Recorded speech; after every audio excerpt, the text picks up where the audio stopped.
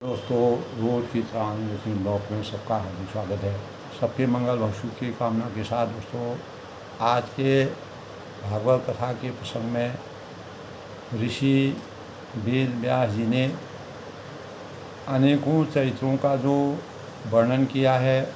भागवत कथा के अनुसार प्राचीन धर्म के अनुसार सनातन धर्म में भागवत कथा का जो वंचन वेद व्यास जी ने किया है, तो उससे हमें हमारे प्राचीन ग्रंथों के, पुराणों के और उनमें किए गए चरित्र और भगवानों की लीलाओं का ज्ञान हमें होता है। तो उसी के परिणाम स्वरूप मुनि वेद व्यास जी ने अपने ज्ञान से और प्राचीन धर्म ग्रंथों का संकलन करके अनेक चरित्रों का जो गुणगान किया है, उसके अंतर्गत आज दोस्तों हिरण्याक्ष के साथ 12 भगवान के युद्ध का जो प्रसंग है, उसके बारे में विस्तार से बात करेंगे। और सूक्ष्म रचना के अनुसार इस संबंध में श्री मैत्री जी ने अपनी क्या भूमिका रखी, हिरण्याक्ष के साथ 12 भगवान का युद्ध, और इसी क्रम में हिरण्याकश्यप और हिरण्याक्ष का जन्म होने का क्या रहस्य था। तो पहले इसकी समीक्षा हम करते हैं दोस्तों।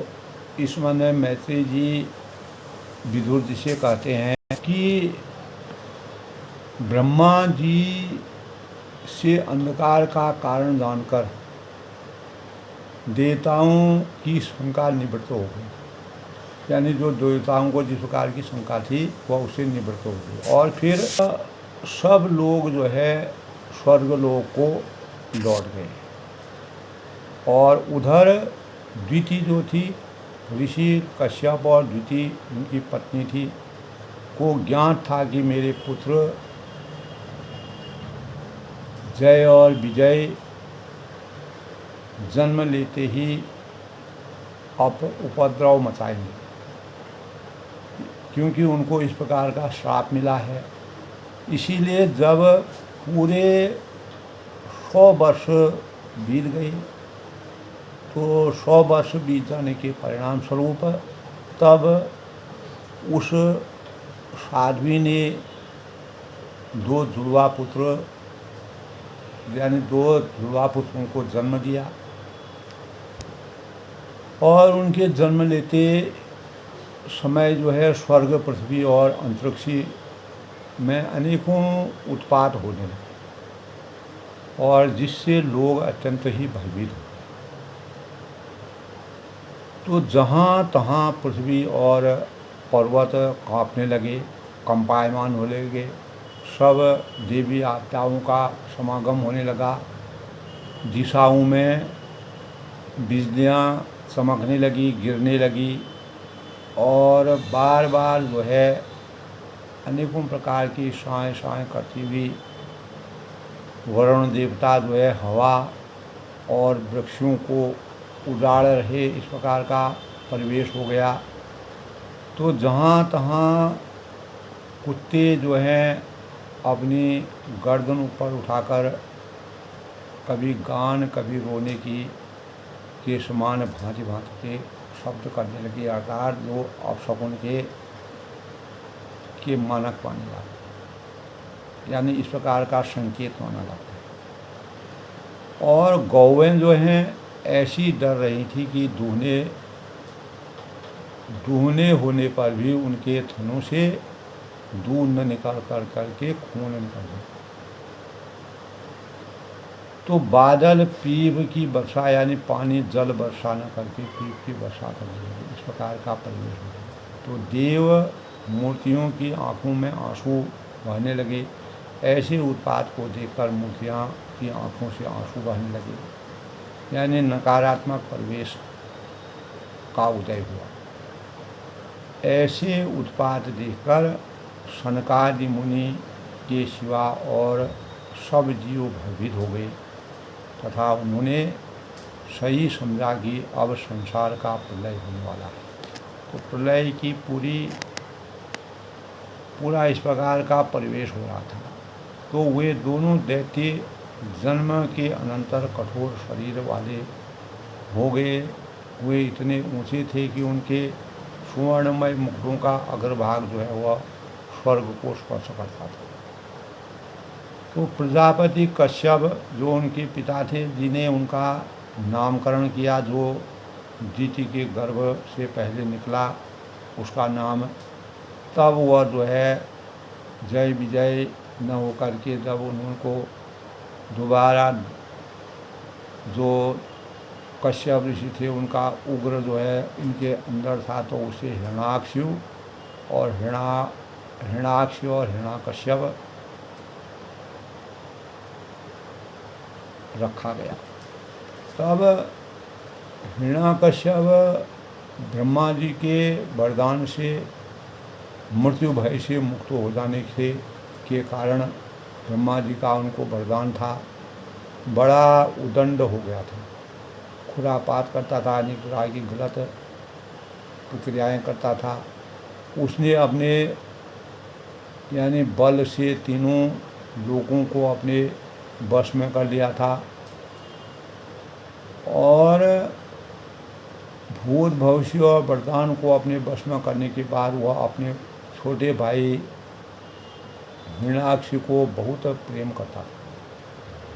तो एक दिन दोस्तों की बात है कि हिरण्याक्ष और के हाथ में गदा लिए हुए युद्ध का अवसर ढूंढता हुआ स्वर्गलोक में पहुंच गया।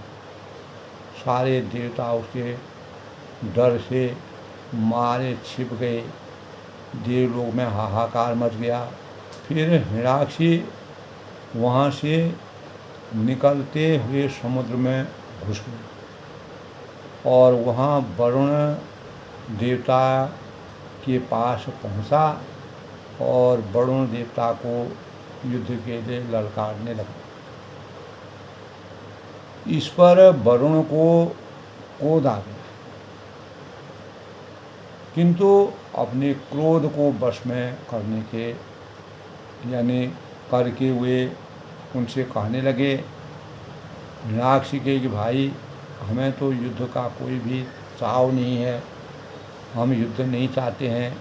श्री हरि के बिना, भगवान की आज्ञा के बिना हमें कोई दिखता भी नहीं है जो युद्ध में तुम्हें संतुष्ट कर सके, क्योंकि युद्ध उसी के साथ संभव होता है जो उसी की बराबरी वाला होता है। दैत्यराज तुम उन्हीं के पास जाओ और वे ही तुम्हारी मनोकामना को पूर्ण करेंगे और उनके पास पहुँचते ही तुम वीर शैया पर शयन करो। तो इसी के संबंध में जब हिरण्याक्षी और हिरण्यकश्यप के जन्म की बातें आती हैं तो उसके बाद हिरण्याक्षी के साथ 12 भगवान का युद्ध कैसे हुआ, तो इस संबंध में मैत्री जी ने कहा कि तात वरुण जी के इस कथन पर तो उनके हाथ मारा जाएगा और हिरण्याक्षी के कुछ भी ध्यान नहीं दिया और वह यानी तुरंत वह नारद जी से श्री हरि का पता लगाकर रसातल में पहुँचा और वहाँ उसने 12 भगवान को अपने दाढ़ों की नोक पर पृथ्वी को ऊपर की ओर ले जाते हुए देखा। तो उन्हें देखकर हंसने हुए बोला कि अरे यह जंगली पशु यहाँ जल में कहाँ से आया, अरे नासमझ इधर जो है इधर आ और इस पृथ्वी को छोड़ दे। इसे विश्व विधाता ब्रह्मा जी ने इस रसातल वासियों के हवाले कर दिया है। तो हिरण्याक्षी भगवान को अपने कटु कथनों के से छेदे जा रहा था, परंतु उन्होंने दांत की नोक पर स्थित पृथ्वी को भयभीत देखकर वह चोटशाली तथा जल से उसी तरह बाहर निकला। तो जैसे ग्राह की चोट खाकर हथनी सहित गजराज बाहर निकल जाता। तो भगवान ने पृथ्वी को यथा योग्य स्थान पर स्थित किया और उस समय हिरण्याक्ष के सामने ही ब्रह्मा जी ने उनकी स्तुति की और देवताओं ने फूल बरसाए। तब श्री हरि ने जो 12 अवतार लिए जो शुकर के रूप में थे और अपनी गदा लेकर उस भयंकर दैत्य के से हंसते हुए कहा कि श्री भगवान ने उससे कहा कि अरे सचमुच ही हम जंगली जीव हैं जो जंगलों में विचरण करते हैं, जो तुझ जैसे यानी जो ग्राम सिंहों यानी कुत्तों को ढूंढते फिरते हैं, कुत्तों को ग्राम सिंह कहा जाता है। तो भगवान ने जब इस तरह उसका उपहास और तिरस्कार किया तो वह क्रोध की आग बबूला हो गया।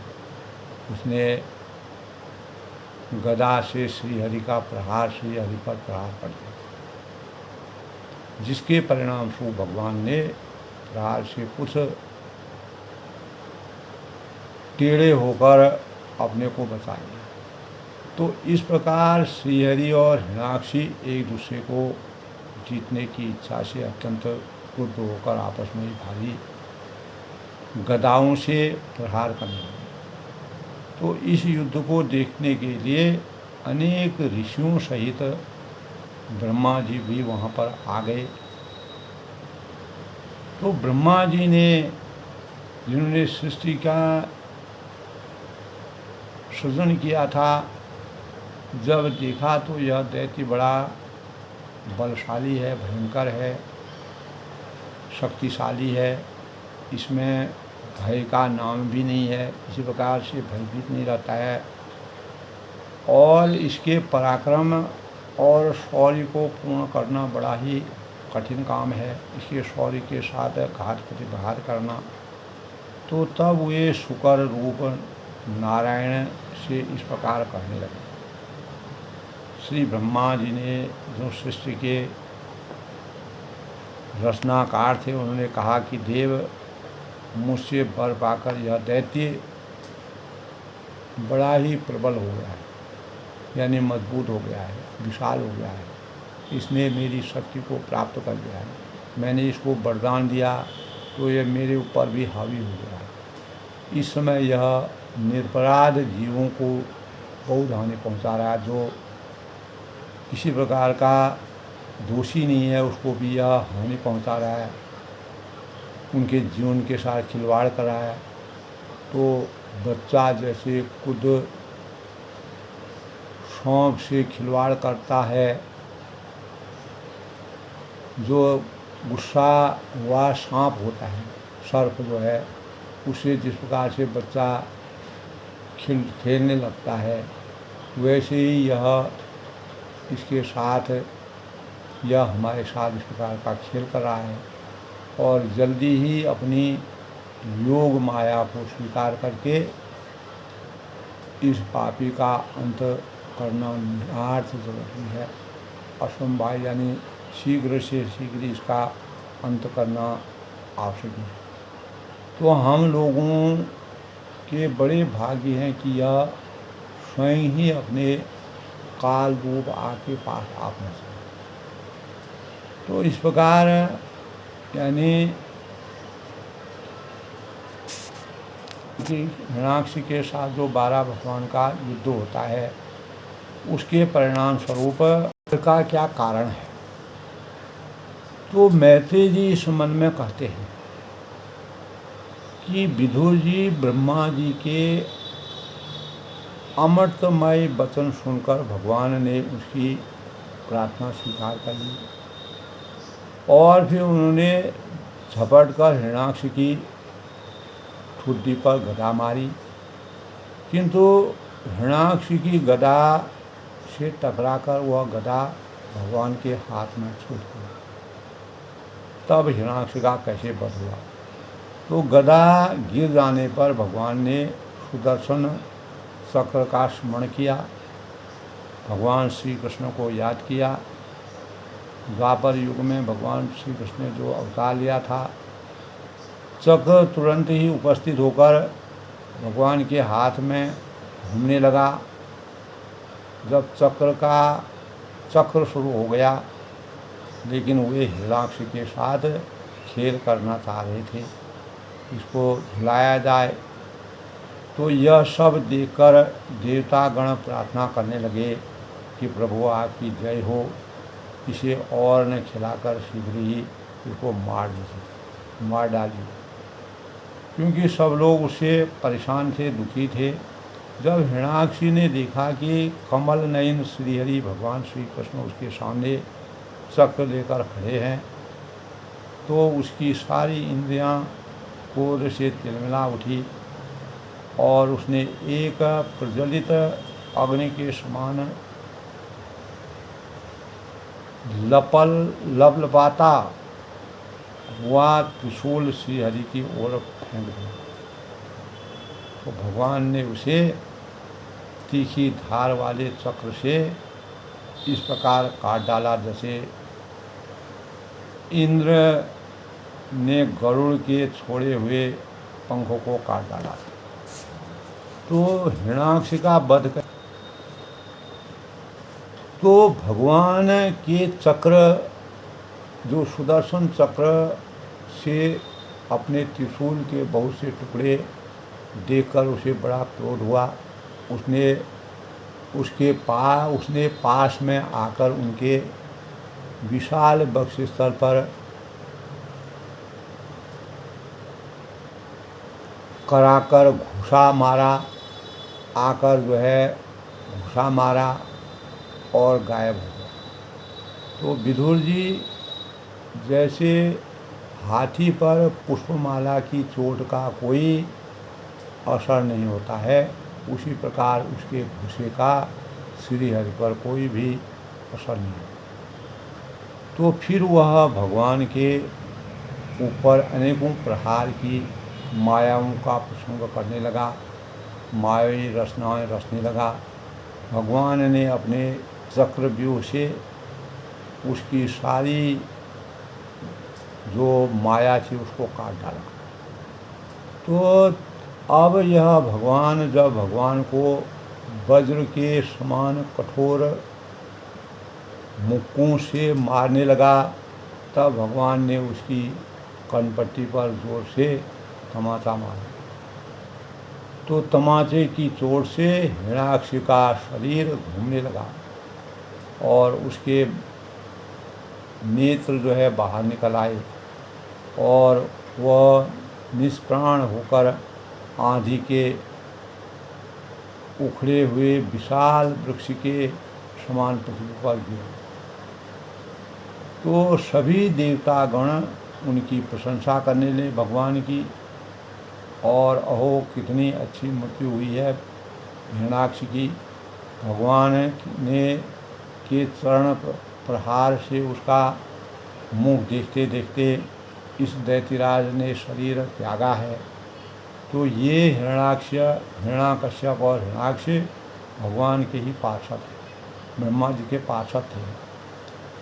तो शाप, भगवान के पार्षद शापवश उन्हें अधोगति प्राप्त हुई। कुछ जन्मों के बाद फिर वह अपने स्थान पर वह पहुँच गए, ऐसा भगवान ने कहा। तो मैत्रेय जी के मुख से भगवान की यह कथा सुनकर विदुर जी को परम आनंद की प्राप्ति हुई। पृथ्वी का उद्धार करने के लिए यदा यदा हि धर्मस्य ग्लानिर्भवति अभ्युत्थानम् अधर्मस्य तदात्मानं सृजाम्यहम्। तो उद्धार करने के लिए 12 रूप धारण करने वाले श्रीहरि की इस हिरण्याक्षी वध नामक परम अद्भुत लीला को जो पुरुष सुनता है, गाता है, भजन करता है, उसका स्मरण करता है, अनुमोदन करता है, वह ब्रह्म हत्या जैसे घोर पाप से भी सहज ही छूट जाता है, अर्थात धर्म अर्थ काम मोक्ष की पराकाष्ठा प्राप्त करना। तो यह चैत्र अत्यंत ही पुण्यप्रद, परम पवित्र और धन और यश की प्राप्ति कराने वाला है। आयुवर्धक कामनाओं की पूर्ति करने वाला है। जो लोग इसे सुनते हैं, इनका अध्ययन करते हैं, गाते हैं, मनन करते हैं, चिंतन करते हैं, उन्हें अंत में श्री भगवान का ही आश्रय प्राप्त होता है, अर्थात धर्म अर्थ काम मोक्ष की पराकाष्ठा की पूर्ति के पश्चात वह स्वर्ग लोक को चले जाते हैं, भगवान के आश्रय में चले जाते हैं, देवलोक में उनका गुणगान होता है। आज के प्रसंग में दोस्तों हिरण्याक्षी के वध और हिरण्याक्षी के साथ 12 भगवान का युद्ध, इस संबंध में जो मुनि वेद व्यास जी ने जो भागवत कथा के माध्यम से ज्ञान कराया है वो अभूतपूर्व है, बड़ा ही रहस्यमय है। और भगवान के चक्र यानी सुदर्शन चक्र के प्रभाव का क्या रहस्य है। हिरण्याक्षी को ब्रह्मा ने जो अपने यानी अपने पार्षदों के रूप में माना था, उनको वरदान दिया था, उसी वरदान के परिणामस्वरूप हिरण्याक्षी को मारने में भगवान को बहुत शक्ति लगानी पड़ी, जिसके परिणाम स्वरूप भगवान ने अपनी लीला के परिणाम से हिरण्याक्ष का वध करके मानव जीवन को हमेशा के लिए विराजमान करने के, राक्षसों के अंत करने के भाव का हिरण्याकश्यप और हिरण्याक्ष के का कैसे वध हुआ उसका प्रसंग भागवत कथा में आज के प्रसंग में है। कल फिर नए प्रसंग से मिलते हैं, तब तक के लिए सबका अभिनंदन, सबका स्वागत, सबके मंगल हो।